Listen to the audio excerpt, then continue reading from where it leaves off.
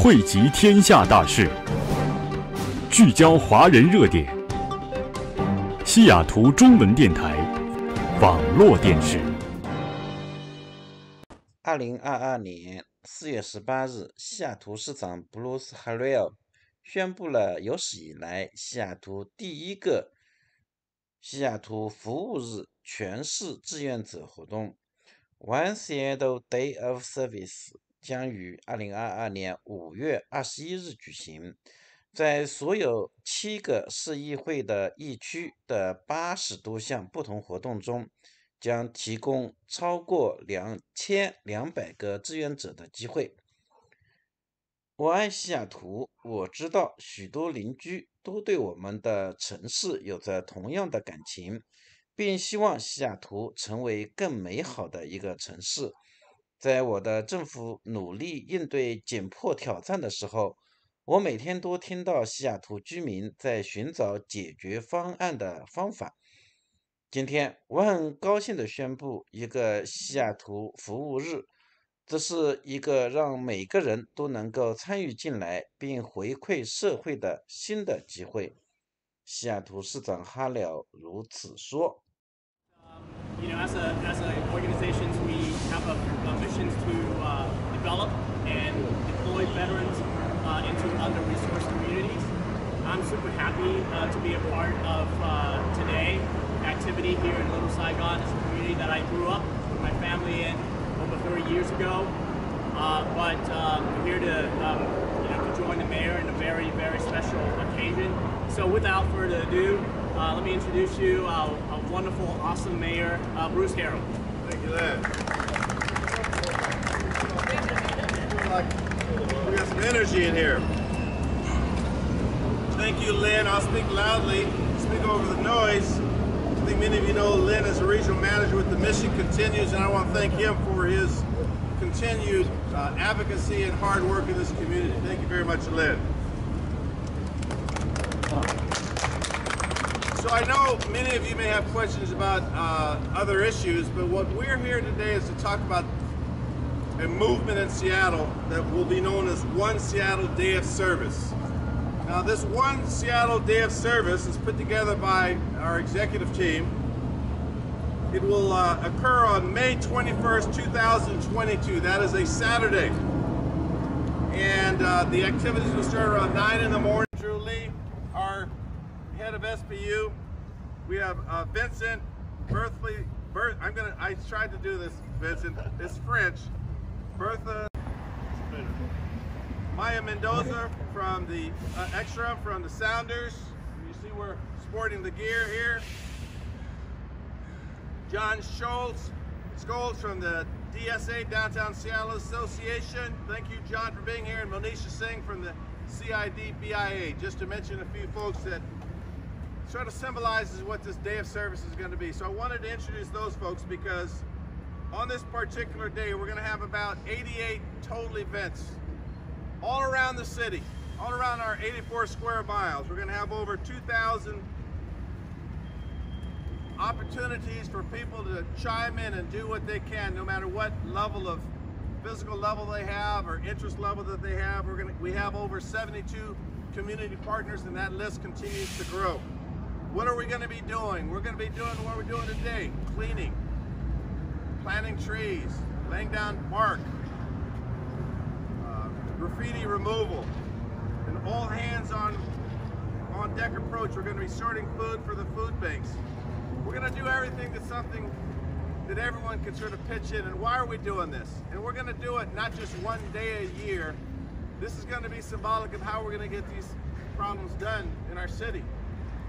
That we have opportunities for everybody. And the interesting thing about Seattle is people want to help. Employers want to help. Employees want to help. Community activists want to help. Business leaders want to help. Teachers and students want to help. And I can't emphasize the students enough, both high school and these great college systems we have around here. They all want to help. Now everyone will get two things. They will get a sense of participating, using their talent to help get the city where we need to be.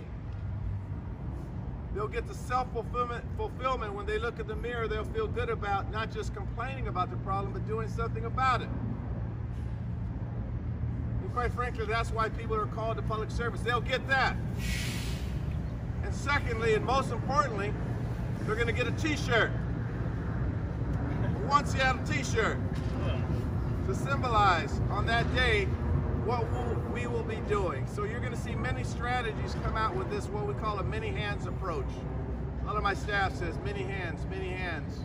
That's exactly what we're going to do. We are a great city, and many of you know I talk about loving the city, loving the people in the city. And so this all hands approach will kick off on May 21st, because we've already had, like the leaders you see here and the work that Lynn, and we have some veterans here that are giving, and you already see us doing this in pockets with the city.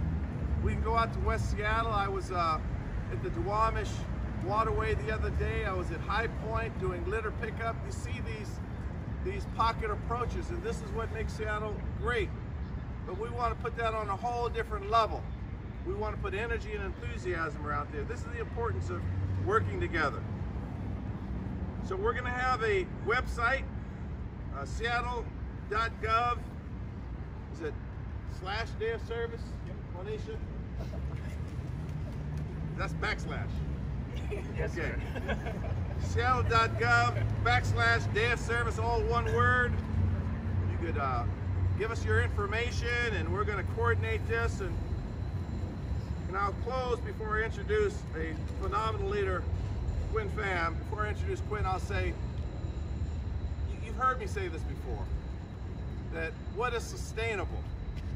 Sustainable energy. Sustainable energy is compassion and love. You wake up feeling good about what you're trying to do. It's not hate. It's not hate. It's joy.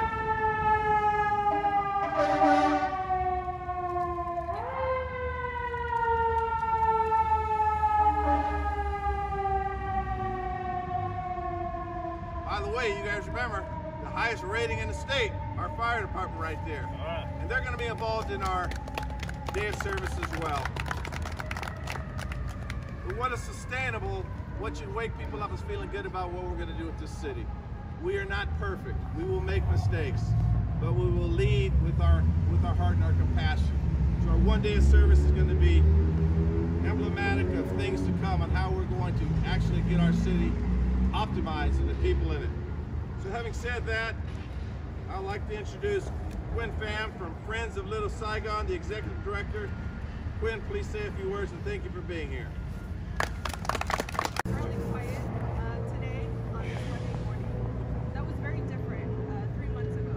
I can remember around Christmas and New Year's Day where we had over 100 people on the corner of 12th and Jackson doing illicit activities and just doing, there was a lot of violence and crime that we were seeing on a daily basis. Our businesses were afraid to open their doors, or there was just no access to their doors to open. Their employees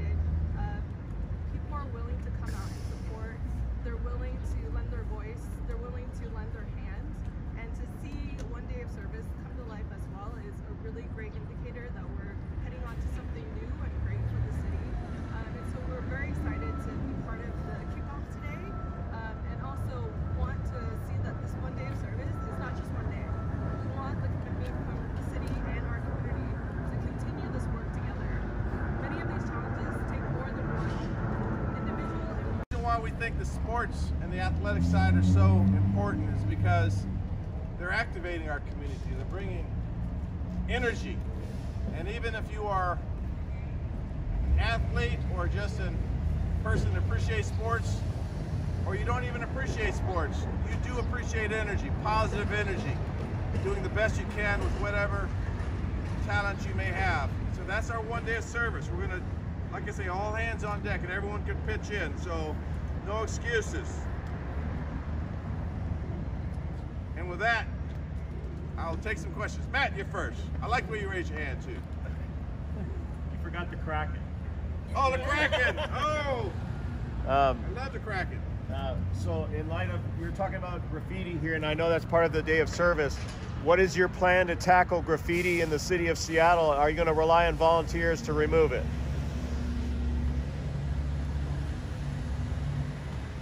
So, we've looked at the current strategy in years past on graffiti. The city's spending about $3.7 million currently.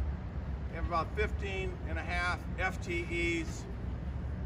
That is across several departments, SDOT, Parks, SPU. It's been my analysis that one of the challenges we have is on an executive level, no one owns it. In order to get a problem solved, someone has to own it. I should be able to turn to someone and say, by the way, your job depends on how well we do this. So we're gonna have a multi-pronged strategy. And I'm looking at our organization first to identify this person. I'm gonna identify a person who's not that person, but someone I want to acknowledge because of the great work that he is doing in SPU under Andrew Lee, and that's Idris Borgard, who stands in the back here. I just want people to see that person. Idris is a superstar, and yes, he did go to Garfield High School. I have to put that out there, and the University of Washington. But Idris and I were talking about our strategy, so it's going to be multi-pronged. Yes, we need to first coordinate with the state. The state's put some money in the budget. And if we sometimes as a city penalize business owners for not acting quick enough, we need the state to act with the same sense of urgency. We'll make sure that our interdepartmental teams coordinate with a sense of urgency, and that they develop a camaraderie where they almost become competitive. That they're saying we need to beautify the city. So I'm not going to certainly criticize some of these fine 15.5 employees that are doing this work now, but I want them to be like a team. And then the question becomes, do I increase that investment strategy? I look at cities like Chicago that actually spend more money on this kind of effort, and it could be we have to increase our investment strategy. Then I need to look at who's actually doing some of this stuff, who these people are, and can we activate artists to actually beautify certain areas. Perhaps we're creating a canvas for other people, and we want to beautify certain areas, create the artwork. You know, we don't have to do everything with just a gray color. We want a color match such that it looks beautiful. So we'll work with what I'll call the graffiti community as well to find out if we have artists there as well. So we're going to have a multi-pronged strategy, an investment strategy, a new sense of urgency and teamwork. And yes, we're going to ask people to help out. I'll buy the paint and the brush, and you can help us. It's actually sort of fun to do when you're restoring beauty. So it feels good, so yes, but we won't rely on people. We will give them the opportunity to help us beautify the city. It's not a reliance, it's an alignment. Erica, did you say I never called on you early? Erica Barnett. We have to also understand that small businesses, brick and mortar businesses, they need more than just clean walls. They need economic help. They need consumers to buy their products and services. They need effective public safety so people feel safe to come in those areas. So along those lines, we're investing a lot of money through Little Saigon. I think the CID Little Saigon received in this year almost $500,000 in economic recovery grants. We're going to, I think last year we invested in the CID Little Saigon about $275,000 for pandemic support. You're going to see this year in the OED economic recovery grants to community-based organizations about $180,000 in our grant system that we have in place. And I could go down many other lists in our Clean and Safe program. There's another term that I want to bring out. I want to talk a little bit about the REACH program from the Evergreen Treatment Center. That's a dedicated staff person for people that are dealing with that are homelessness or may have some drug treatment issues. So a multi-pronged strategy, an investment strategy. So under our approach, what I'm asking my executive team to is look at that portfolio, bring in the right funds, and make sure, most importantly, that we're listening to people like Quinn and Lynn, and they're telling us what they need. I don't think the city should presume they know what is needed in these areas, Erica, and I think that the strategy should be to listening to these communities and letting them sort of lead the way, and then we provide the resources and the person power. But you have seen a pretty aggressive investment strategy in these areas, and I just try to give a few examples. I'd also just add to that, our Office of Housing Strategy is doing the same thing in these areas. So you have seen in recent years, both in the Yesler family housing, is it Analog Apartments, I think it's called, the Analog Apartments strategy. You're seeing a housing strategy and investment strategy as well. We want people to be able to, again, live and work and play in the communities that they are very familiar with, from which they've come. I think many of you may know that my aunt and uncle, my mother's sister, just used to own a place just about a block away from here. Her brother used to own a place about a block up the street, and my first cousin still run a place about a block away. So I'm no stranger to this area by any stretch of the imagination. My mother and my grandparents used to own a flower store just about 2 blocks north of here called Cherryland Florists. That was confiscated by the government when they were interned. So this is home for me. And I'm going to try to use this as an example of the kind of investment strategy we're going to have all the way from Lake City to West Seattle. Because people have multi-generation roots in those areas as well. I hope I answered your question. Yes, coming back. Okay, so thank you, Mayor, for cleaning up the homeless sites on 8th Avenue and South Jackson. But then after you did that, a couple of the homeless camps came back. So what should you do? So as soon as you asked the question about thank you for helping clean the area, and she said, I was an awesome mayor in there, I heard that. And then she said, but she has seen some people come back in the homeless community, what we're going to do about that. So we know people need housing. And you know, I've had over 110, who's counting, 120 days to look at our housing strategy. So we will continue to deal with our regional homelessness authority and deal with our caseworkers and deal with the unsheltered population, try to find them housing and still try to beautify the areas. This is decades in the making, essentially, and I think you know that. So we will continue to beautify areas. Where we have to make removals, we will, but we want to lead with compassion in housing. And so I tell folks, we're heading on the right trajectory. But as I said on other press conferences, we're not trying to strong arm our way into public safety. We're trying to lead with compassion and love. But we, on a real-time basis, again, you'll see in a matter of a couple of weeks where different encampments are. It's going to be a updated real-time synopsis of what we're dealing with, so the whole city can see the hand that I'm dealt and our administration's dealt, and we'll do the best we could. But we're pretty aggressive in terms of trying to find people housing and get them sheltered and to restore some beauty to the city. Yes, sir. 2 questions for you. I'm wondering if you could talk a little bit more about the timeline for the long-term plan in terms of the cleanup. Specifically, the question about graffiti is, I worry about, businesses, what's going to keep this from getting tagged all over again, just based on what we saw across the street here. Second question is, Philadelphia is bringing back its mask mandate again today, and I'm curious if that's something that you're even considering with cases rising in some areas of the country right now. What's on the radar with that? Okay, we have 2 questions. The first one is, with graffiti, what's to stop it just repeating itself? Right? We paint and they tag. We paint and they commit acts of graffiti. For number one of our strategies is we need to better understand the graffiti culture. That's not, in my mind, that's just not something healthy to do. You are defacing someone's building and where they work and where they live and where they play. So we need to understand who these people are. So in our arts community, I'm trying to better understand these people. I want to bring them in. We're going to have, I don't know what we're calling it yet, but we're going to have a day where we're going to call all these graffiti artists out and meet with them to find out what's going on here. Why do you do that? Do you need an outlet to express your artistic world? And quite candidly, we're going to try to see if our enforcement strategy is effective.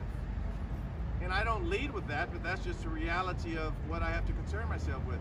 I've been told from our police department as an example, there's a handful of people that are doing a lot of the work, a lot of the destruction of the property. So we're going to better understand who I'm dealing with. There's been stuff written about the typical profile of a person doing this act of graffiti. I also want to know what time of day they're doing it, because I don't see anyone doing it, but it seems like it's there in the middle of the night. Is that a 3 a.m. activity, 4 a.m. activity? But in all seriousness, we need to better understand the culture. So we will continue to clean up, and we'll also see how we can mitigate. I'll go to your second question about the mask mandate. So once again, we looked at the number. We are looking at the numbers in Philadelphia. We saw there that surge. So we're going to let the data make our decisions. I'll work closely with the county and the state.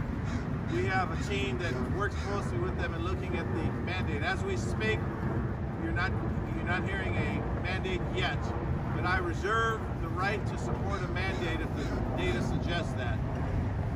We're not out of the woods yet. We're not out of the woods yet, and I need people to understand that these mandates should be taken seriously, and I think a lot of people are still voluntarily putting on their masks, but we're going to look at that and continue to make our decisions literally on a day-to-day basis. Now, my college education said we got about 3 more minutes of questions here. Can I just follow up on that? Vaccine mandates for vendors of the city and city employees. The fire department's down 90 employees, 20 were let go last year because they didn't satisfy the vaccine mandate. Would you consider lifting the vaccine mandate for city employees and vendors? No. Next question. You want me to elaborate, Matt? I like yes or no questions, you see. I take the mandates very seriously, that it's about safety. And we're trying to save lives. And this is a pandemic. And so I take it very seriously. And I think our city employees, our public servants need to lead by example. And while some people are getting their 4th shot, people need to understand that the science would suggest that we need to get these vaccines. So I'm not in a position or inclined to lift it. Yes, Jonathan. Mayor, quick question. I was at another homeless encampment sweep this morning in Capitol Hill. That's now 3 in a week. Neighbors are absolutely thrilled. However, how much longer will this pace continue? So, thanks for the question, Jonathan. So everything we do, I've said before, is sustainable. So I don't believe in quick headlines.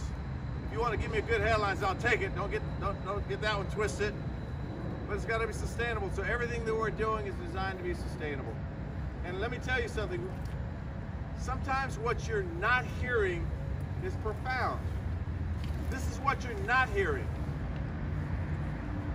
You're not hearing about a bunch of bad arrests because we're criminalizing poverty or a racialized approach to what we're doing.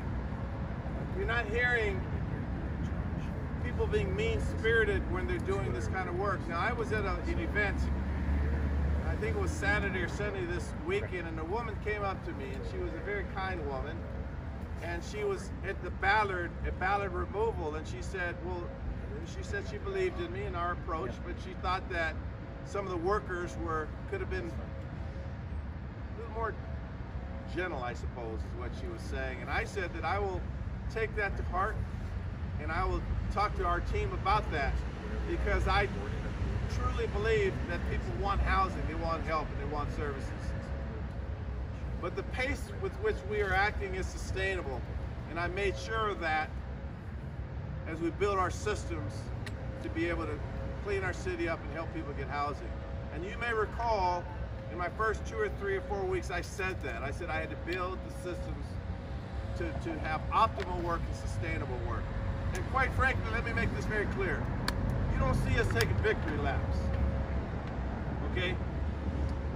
You don't see us taking victory laps. This is hard work we're doing. We work 7 days a week. But if we love this city, and we love the city, right? See that? And we love the Sounders. That is sustainable. So the pace is sustainable, our energy is sustainable, our love is sustainable.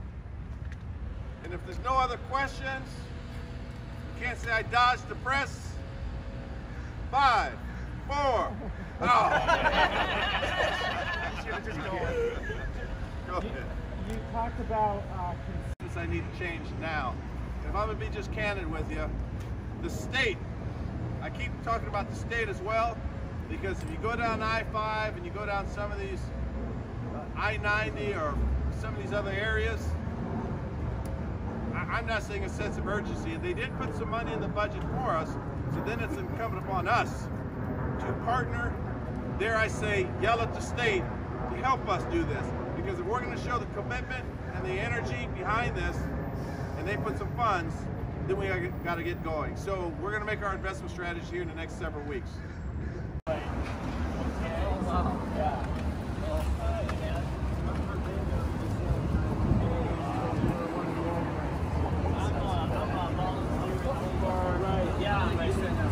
Yeah, I'm one of the partners that are highlighted today.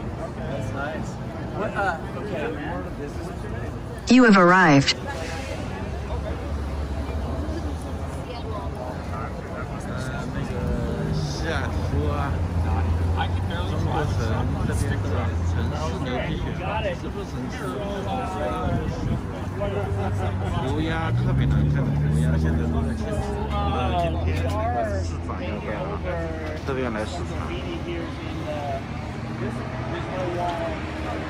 Across the sea sands in the way to go.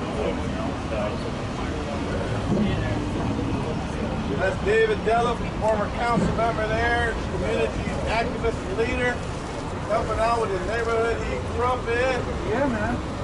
Like you, brother. All right. You been out here. Activist, always giving back to his community. Hey there. How's it going? Good. This will go out online, but if you want a physical copy, take it. How's it going? Good. Good to see you. Good to see you too.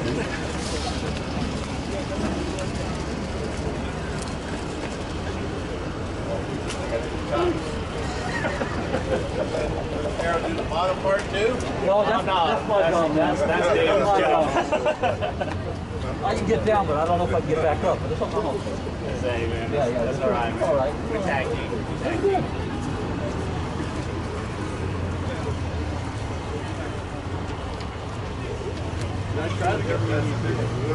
No, I got it. No problem. So we have a brush so that we can get a ladder.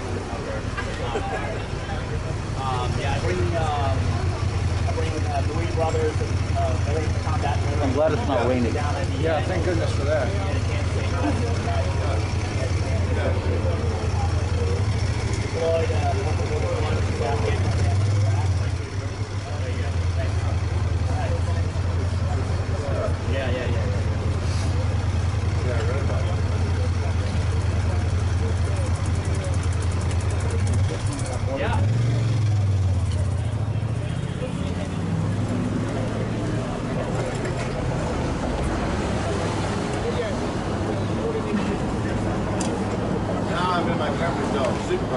There you go.